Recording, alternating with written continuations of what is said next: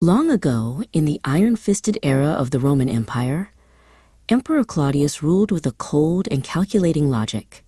He believed that love made soldiers weak and that domesticity distracted men from the glory of the state.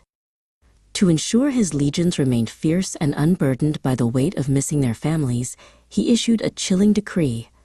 All marriages and engagements were henceforth forbidden. In the shadows of the city lived a man named Valentinus. He was a priest who believed that the bond of love was more sacred than any imperial law. While the emperor's hearths grew cold, Valentinus's heart burned with a quiet rebellion. He knew that even in an empire of marble and steel, the human heart required warmth and connection to truly survive. Under the silver light of the moon, within the hidden corners of secret gardens, Valentinus performed clandestine ceremonies. He would join hands that trembled with both fear and devotion, whispering vows that the wind carried away before the guards could hear. He became the architect of a secret world where love still held dominion over the lives of the young. But secrets in Rome had a way of echoing through the corridors of power. The emperor's spies eventually found the trail of flower petals and whispered promises that led back to the priest.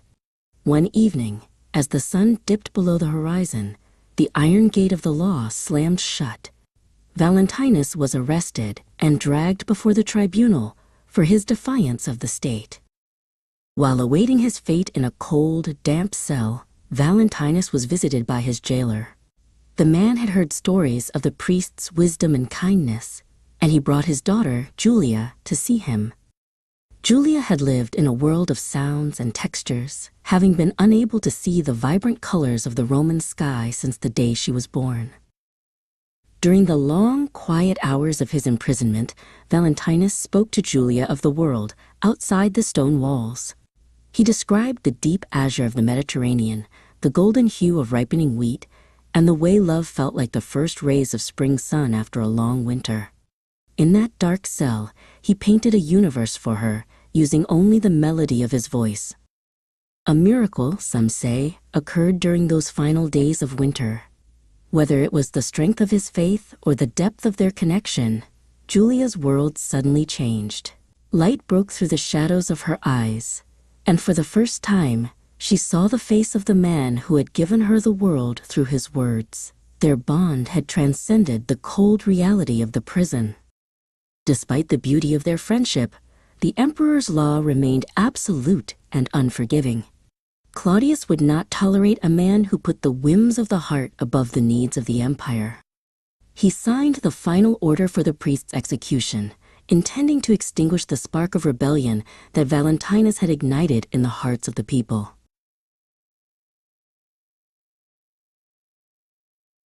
On the eve of his execution, February 14th, Valentinus asked for a scrap of parchment and a quill. He had no riches to leave behind, only the power of the written word. He wrote a final message to Julia, thanking her for the light she had brought into his final days and encouraging her to always keep love as her guiding star. When Julia received the note the next morning, she found a simple closing that would echo through the centuries, long after the empire had fallen. It was signed, "From your Valentine." Though the priest was gone, his sacrifice ensured that love would never again be silent. Every year, we remember the man who believed that love was the highest law of all.